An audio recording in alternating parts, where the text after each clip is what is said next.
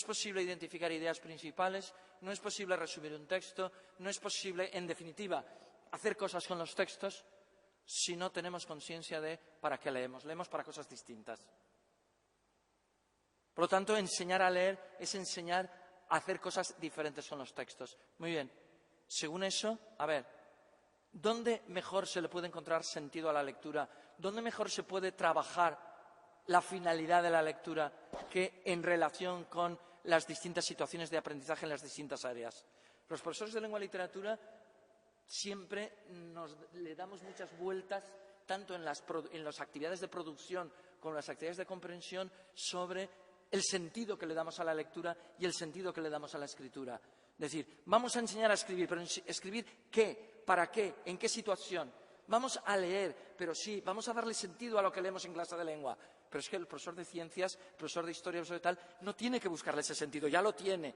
Es decir, leer para aprender ya tiene ese objetivo de lectura. Es decir, ese requisito de contextualizar la lectura, el profesor de las distintas áreas ya se lo da. Por lo tanto, la idea es que tiene que ser consciente de la importancia que tiene introducir la lectura en esos ámbitos de trabajo, precisamente porque está dando una motivación. Es decir, motivar no es hacer circo para que el alumno esté muy divertido y quiera estar en la escuela. Motivar es dar razones para hacer algo. Es decir, dar motivos para leer es dar sentido a la lectura. Dar motivos para escribir es dar sentido a la escritura. Es hacer que la lectura tenga una función, que sea necesario escribir para hacer algo con ello.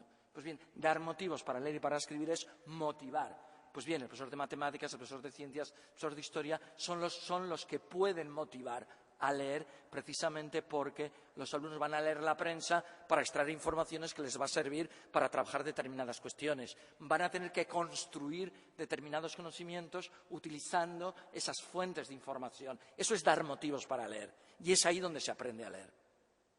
Donde se aprende a leer determinados aspectos de la lectura. Otros aspectos de la lectura se aprenden en otro sitio.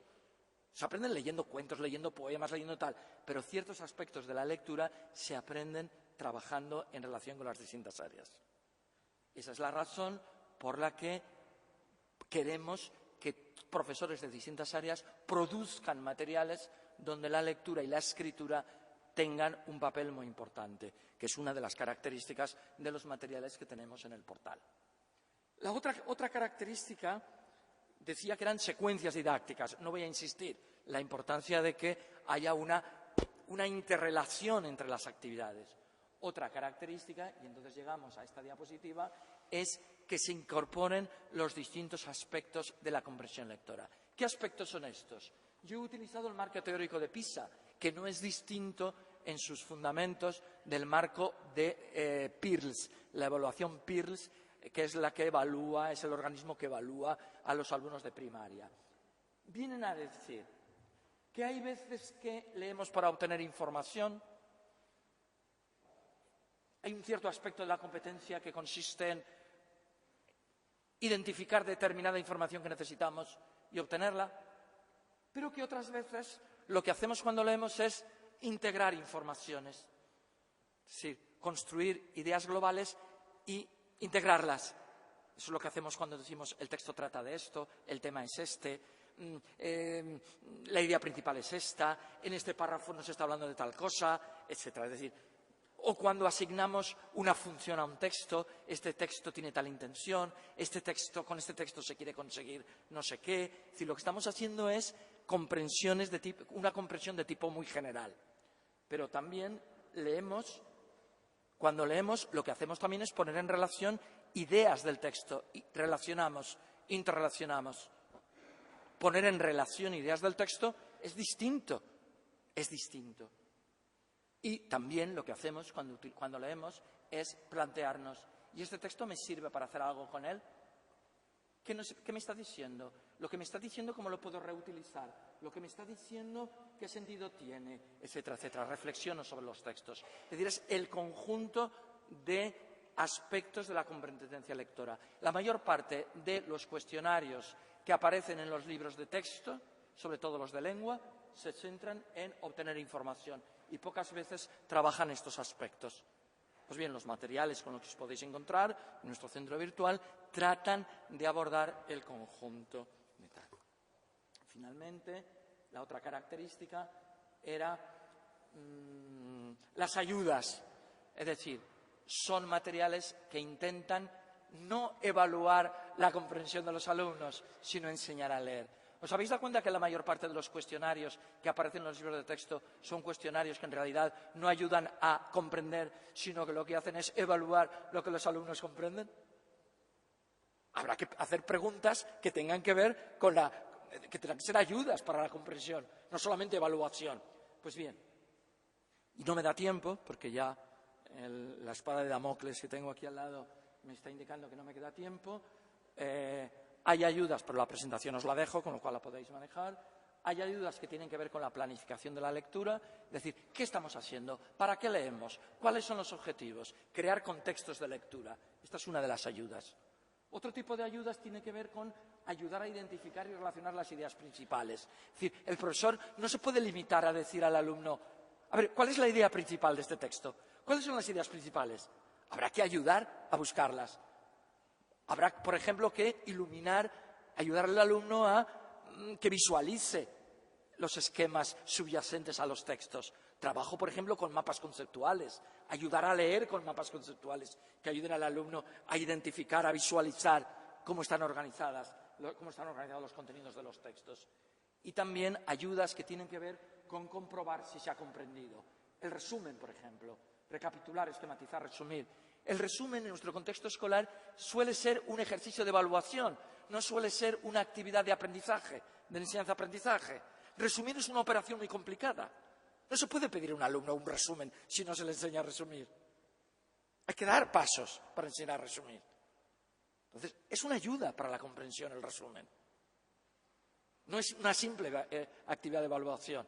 Entonces, ayudas para planificar la lectura, ayudas para ayudar a identificar y relacionar las ideas, ayudas para comprobar si se ha comprendido.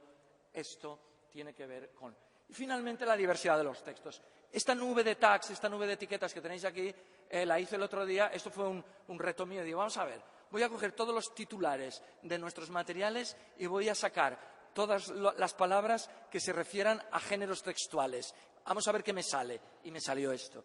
Esto lo metí en una herramienta que hay en Internet gratuita y te construye una nube como esta. Fijaos, narración, pie, instrucción, greguería, fotodenuncia, gráfica, informe, carta, haiku, poema, imagen, canción, cartel, resumen. Es decir, esto da idea del conjunto, de la variedad de clases de textos que tenemos en cuenta a la hora de trabajar la comprensión. Pues bien, la segunda parte de la comunicación o de la ponencia, pues la dejo aquí. Tiene que ver, lo resumo de un modo muy general. Todo esto que estoy diciendo tiene que ver también con Internet. Nuevas alfabetizaciones, es decir, leer en Internet implica leer de otra manera. Os voy a dar 4 o 5 diferencias o algo añadido de la lectura en Internet. Vamos a ver. Para empezar, en Internet leemos de forma fragmentaria. El texto ordinario lo leemos de forma lineal. Leer de forma fragmentaria mediante hipervínculos, mediante enlaces, requiere otro modo de leer. Además, no solamente es de forma fragmentaria, sino de forma muy autónoma.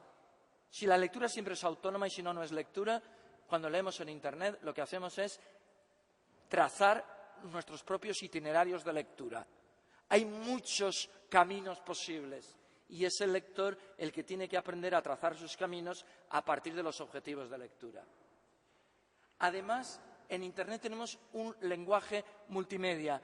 Hay diversidad, hay una modalidad de discursos que se interrelacionan, no solamente el lenguaje verbal. Además, en Internet no solamente leemos, también escribimos, es decir, los textos, la página web 2.0 es una página de lectoescritura, es una página en la que se nos solicita continuamente la participación. Por lo tanto, el lector es también un elaborador de contenidos. Creo que me han salido 4 diferencias. Seguramente hay más, pero yo estoy ya presionado por el tiempo. Todo esto indica que tenemos que trabajar en otras direcciones también. las competencias clásicas, las competencias de siempre, pero además hay un reto y es que tenemos que introducir nuevas competencias. Tratamos también en Leer.es de introducir recursos que ayuden al profesorado a introducir estas otras competencias. Y todo esto es lo que podéis explorar y podéis analizar aquí. Y con esto tengo que terminar, no porque lo decida, sino porque es así. No tengo más tiempo. Gracias.